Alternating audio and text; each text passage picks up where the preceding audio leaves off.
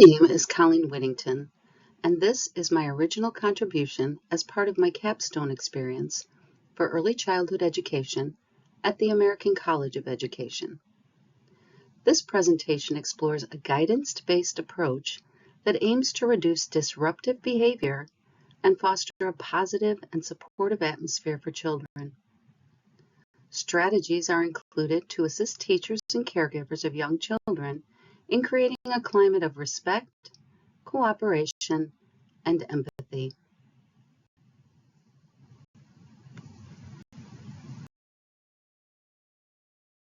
Over the past several years, I have experienced a steady increase of challenging student behaviors in my kindergarten classroom. This is a top concern for many early childhood educators. When children exhibit problematic behaviors such as physical aggression, verbal outbursts, or defiance, it not only affects their own learning, but also creates an unsafe environment for their peers. These behaviors can be dangerous and disruptive and may lead to removal from the program. According to Head Start, preschoolers are expelled at 3 times the rate of children in kindergarten through 12th grade. When young children are expelled from school, they miss out on vital learning opportunities, chances to socialize with their peers, and no longer have the opportunity to practice those all-important social and emotional skills. They also miss out on chances to experience positive interactions with adult role models. These children often experience ongoing behavior problems and academic struggles later in their schooling. In addition, when children are removed or expelled from early childhood programs, the family may experience increased stress due to financial concerns related to finding alternative childcare and the loss of the support they may have received from the teacher or their early childhood program.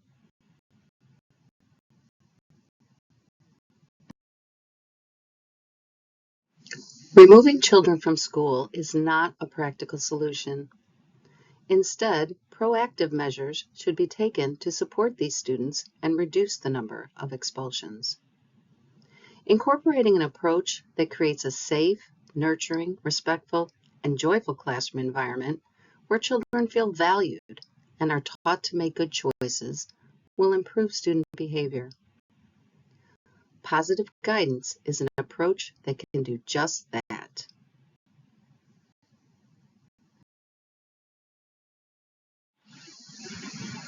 What is positive guidance? Guidance involves creating a supportive environment for everyone in the group. It is helping young children understand that they can learn from their mistakes, and the adults in their lives can show them how. The goal of guidance is to coach children through their mistakes, empowering them to take responsibility and find solutions on their own. Essentially, it's solving problems with children, not for them. Guidance is a long-term teaching tool that begins with building strong, positive relationships with every child. By fostering these relationships, teachers create a climate of inclusion where everyone is valued, feels they belong, and can work together to solve problems. Guidance is not a method of control or punishment. Rather, it supports a child's development of self-control, responsibility, and empathy through powerful and meaningful lessons and positive on-the-spot interactions. With warmth and sensitivity, teachers provide children with consistent opportunities to succeed at managing their emotions and behaviors and making good choices.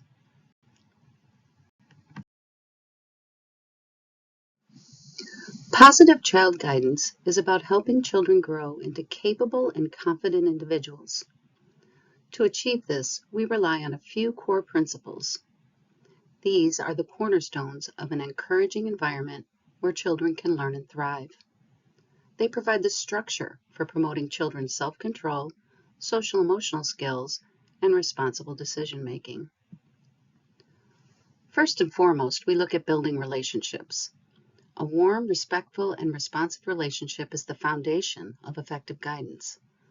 This is achieved by taking the time for positive one-on-one interactions, showing a genuine interest in each child and their family, and creating a respectful environment where children feel safe and supported. When we provide consistency, respond to a child's needs, and validate their emotions, we build trust. A strong connected relationship allows you to respond in a way that is good for the child's development, good for your relationship, and good for their ability to learn. Understanding the why behind behavior is the first step in deciding how to respond in a supportive and constructive way. Instead of reacting to the child when they exhibit an undesirable behavior, we must consider what the child might be communicating through their behavior. Are they frustrated? Are they unable to communicate their needs? Or are they simply looking for attention? When we reflect in action, we pause and think in that moment about what the behavior is communicating. Understanding the why will inform guidance. Teachers must also be sure to have developmentally appropriate expectations of the children in their care. Ensure your expectations align with the child's age and ability.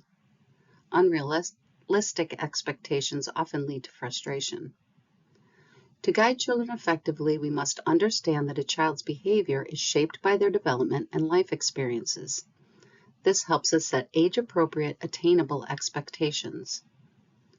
We must also remember that learning social skills and self-regulation is a gradual process that requires consistent guidance. Learning how to behave and get along with others takes time and practice, and young children are still learning. Finally, children learn by observing. We must model the behavior we want them to display. Our students are always watching for cues on how to act.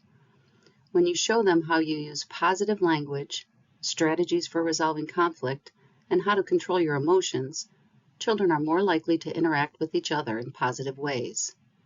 It is as simple as treating children the way you want them to treat you and others. Building strong, positive relationships with students, taking the time to understand why a particular behavior is happening, ensuring that your expectations are developmentally appropriate, and modeling those behavior skills and strategies that you want to see your students use will help you set the stage for positive guidance.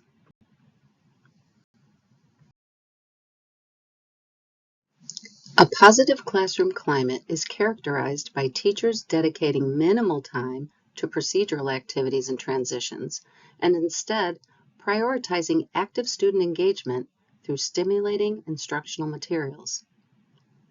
Teachers and caregivers can create positive environment by developing structured routines, establishing clear, simple rules, providing engaging activities, and supporting transitions. Structured routines provide a sense of safety and predictability. The structure created by established routines reduces uncertainty and anxiety, which can often trigger challenging behaviors. Examples of structured routines may include established schedules and procedures for arrival and dismissal, learning centers, lunchtime, and daily special classes like art, music, or PE. When establishing clear, simple rules, it's important to keep them age appropriate. Set a few big rules, such as be kind and be safe, as broad guidelines. Then discuss little rules, which are the actions that support the big rules. For example, the big rule, be kind, you may include little rules or actions like say please and thank you, share, or help others. It's important to remember that rules should be phrased positively to focus on the desired behavior. Hands to self, rather than no hitting. Rules help children know what to expect, which helps them feel secure and calm. Engaging activities support development and learning in a fun, meaningful, and interesting way. These activities keep children focused, which will reduce off-task behavior. Thoughtful transitions are intentional strategies that help children move smoothly between activities, environments, or routines. Verbal warnings and visual cues support smooth transitions and reduce anxiety. For example, reminding children that after center time they will go to lunch, or playing a cleanup song when playtime is over, or simply posting a picture schedule of the day's events. Creating a positive environment is a proactive approach to guidance that helps children feel secure, build self-confidence, and learn self-regulation, which can minimize challenging behaviors and support their social emotional growth.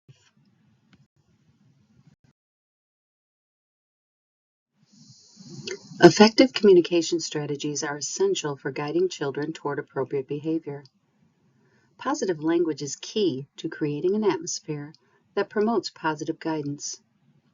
Words should always be phrased in a positive way to reinforce or encourage appropriate behavior. When reinforcing expected behavior, feedback or praise should be specific and directed at the behavior, not the child. The block area looks neat. Thank you for cleaning up. Not, you are the best helper. When dealing with challenging behavior, avoid harsh and loud tones.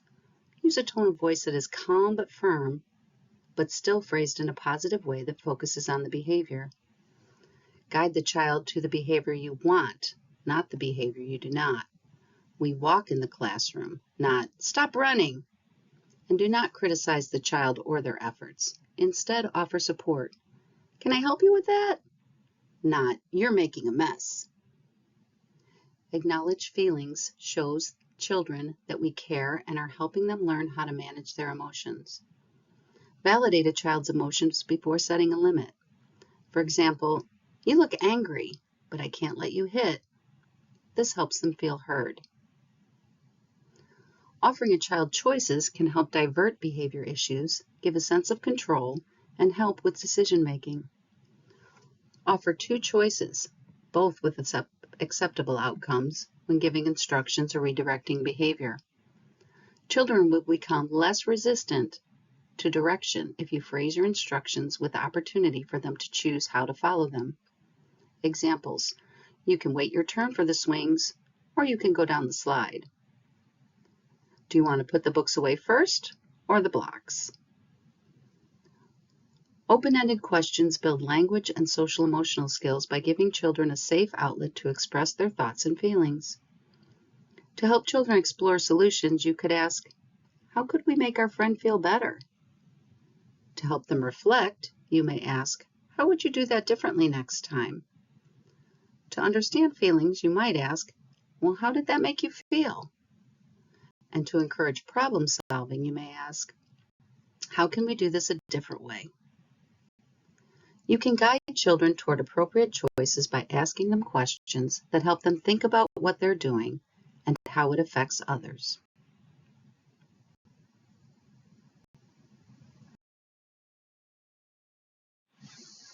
Research suggests that if we want to be more successful in developing children's social skills and behavior, we should approach social, emotional, and behavioral development in the same way that we approach academic development, through explicit instruction and practice.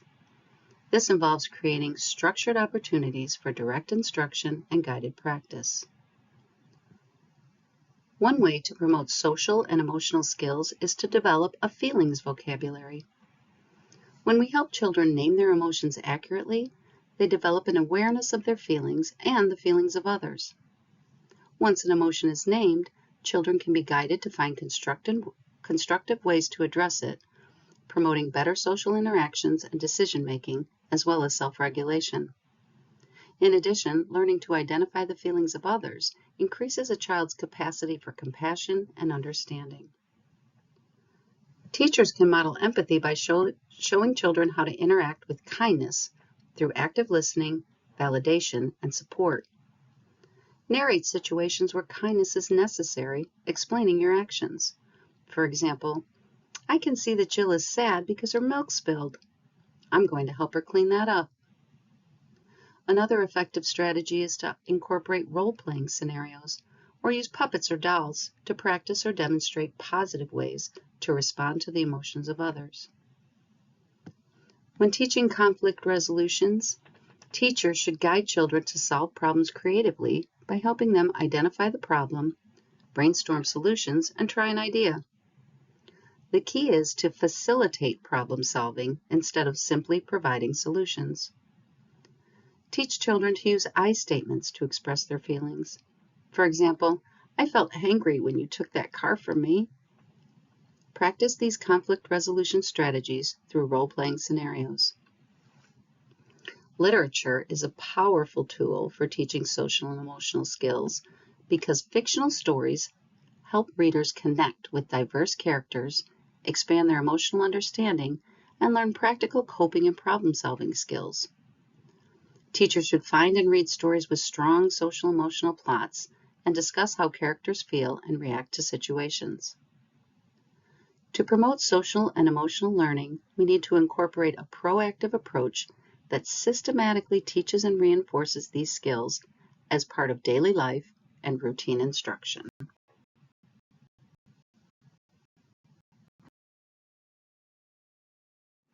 Sometimes a child's behavior calls for more specific and direct attention from you. In these moments, reacting with negative emotion instead of being calm and deliberate can undermine the positive relationship you have built with that child. Redirecting behavior guides children toward a more appropriate activity. When redirecting behavior, remember to acknowledge feelings before restating the rules in a positive way.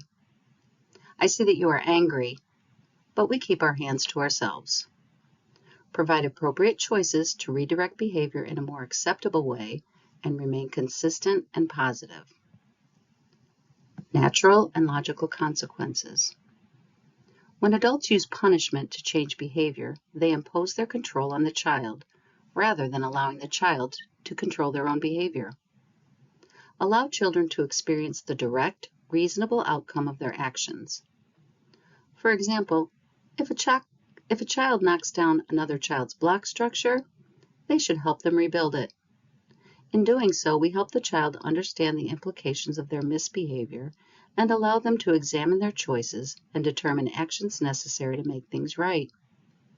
It is important to be respectful, avoiding shame or blame. Make sure the consequence is appropriate for the child's age and that the consequence is directly related to the behavior. Positive reinforcement helps build self-confidence and motivates children to repeat desired behaviors. Offer specific praise for the desired behavior. For instance, you did a great job waiting patiently for your turn. To effectively reinforce desired behaviors, it is important to use consistent praise for all students, respond to the behavior as it happens, and positively address the effort even if the results are not exactly what you had intended. You do not need to praise everything a child does. We want children to become self-motivated and not rely on outside approval. Focus on praising the behaviors that need reinforcing. Using nonverbal cues. A teacher's body language is critical for classroom management. An open and calm demeanor can de-escalate tension and promote student cooperation. Eye contact, a calm facial expression, relaxed posture, and a gentle, reassuring touch can help foster a sense of safety and trust, which will help to diffuse a tense situation. Incorporating discipline techniques that allow children to learn from their choices, produce constructive outcomes, and involve guidance through helpful, caring teacher interactions is a truly effective method for managing challenging student behavior.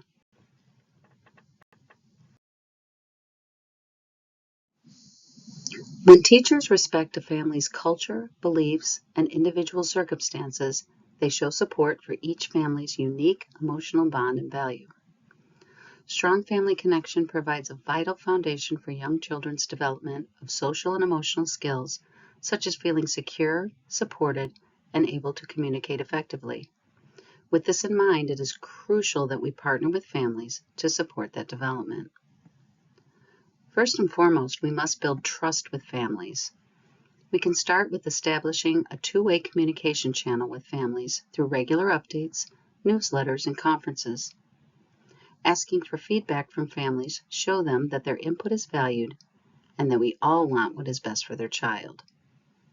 We must also demonstrate understanding and empathy when listening to families' questions and concerns. Additionally, we can provide resources to help families support their child's learning and development at home. Teachers must be culturally responsive. A key aspect of developmentally appropriate guidance is for teachers to consider cultural appropriateness, including traditions, religious beliefs, community etiquette, social class, and contextual differences to help resolve potential conflicts between children. We must be sensitive to how a family's cultural background might influence a child's behavior and their approach to guidance. Instead of anticipating socio-cultural conflict, teachers can focus on building on a child's existing and developing abilities and to adapt to different cultural contexts. To share strategies, provide parents with information on positive guidance techniques you use so that they can reinforce them at home. Share helpful resources and tips. Ask families for input on strategies they use in the home. Let families know how important it is for you to know about the issues that arise at home from day to day. The news they share can help you anticipate and guide children's behavior at school in positive ways. Collaborate on support plans. For children with persistent, challenging behavior, we must work with families to develop and consistently implement a support plan. Effective partnerships between teachers and families are built on a foundation of shared goals.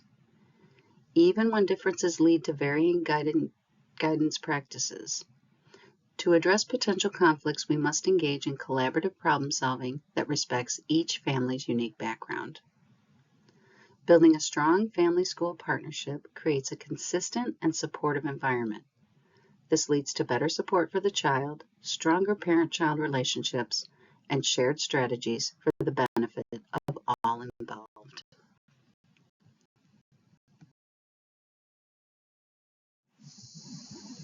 As we conclude, remember that guiding a child is not about achieving perfect behavior overnight, but about being a consistent, reassuring presence on their journey.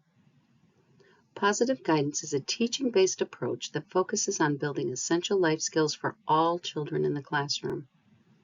It is about reinforcing desired behaviors rather than punishing the undesirable ones.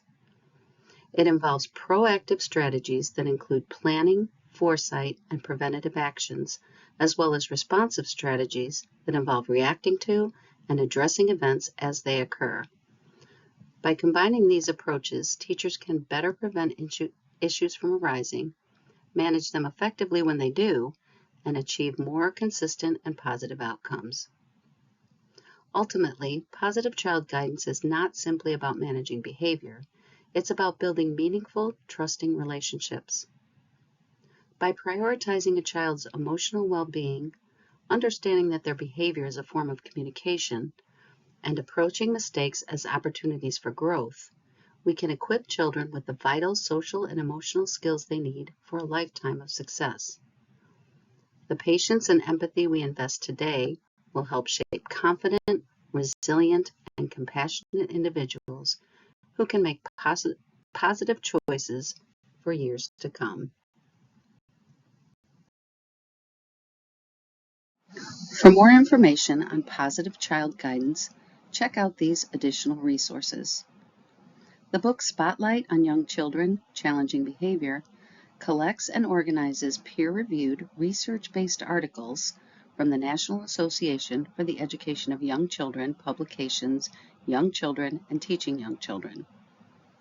These articles provide valuable insight to help teachers build trust and connections with children, highlight evidence-based positive behavior intervention and support strategies, aim to prevent suspension, expulsion, and other punitive discipline, support teachers and families in implementing effective teaching strategies for social and emotional skills, and show how to adapt practices to consider the cultures and contexts of children and their families. You can find additional information through national organizations such as the National Association for the Education of Young Children, Head Start, the CDC, and 0 to 3. In addition, Virtual Lab School, Early Childhood Specialties, Teaching Strategies, and Penn State Extension have helpful information and strategies to support positive guidance on their website. I hope that you found the information in this presentation helpful. The single most important takeaway is that your efforts to understand and connect with the child are invaluable. Let's commit to positive guidance and making every interaction an opportunity to guide students with patience, respect, and love. Thank you for watching.